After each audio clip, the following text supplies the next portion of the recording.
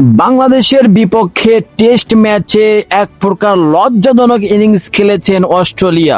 মাত্র 198 রানে all out হয়ে যাওয়ার পরে 200+ রানে লিড নিয়েছেন বাংলাদেশ।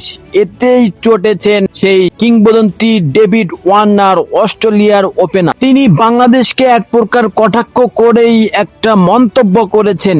তিনি বলেছেন, বাংলাদেশের মতো পুচকে দল এই রকম পারফরমেন্স করবে কখনোই আমরা কল্পনাও করতে পারেনি। সেই সাথে তিনি সেই প্রস্তুতি ম্যাচের উদাহরণ টেনেও বলেছেন, যারা কিনা 54 রানে অল আউট হয়ে যায় তাদের সঙ্গে এরকম পারফরমেন্স সত্যি হতাশাজনক। যেই দলের সেরা 4-5 টপ ব্যাটস বোলার আছেন, বিশ্বের সেরা বোলার আছেন, তাদের কোন রকমের পাত্তাই দেয়নি এই পুচকে দলটির। যে দলটির খুব একটা রেকর্ড নেই, এমনকি এশিয়া মহাদেশের কোন দল 2019 সালের পরে 400+ রান করতে পারেনি, সেখানে বাংলাদেশ দল কিভাবে এত রান করতে পারলো এটা হতাশাজনক। কোনোভাবেই তারা সে মেনে নিতে পারতেছে না। বাংলাদেশের এমন পারফরমেন্স তিনি এক প্রকার কাকতালীয় ভেবে নিচ্ছেন, কেননা এরকম পারফরমেন্স তারা দেখাতে পারবে ভাবতে পারেনি। কেননা ইন্ডিয়ার মতো দল তারাও অস্ট্রেলিয়ার মাটিতে গিয়ে এরকম পারফরমেন্স করতে পারেনি।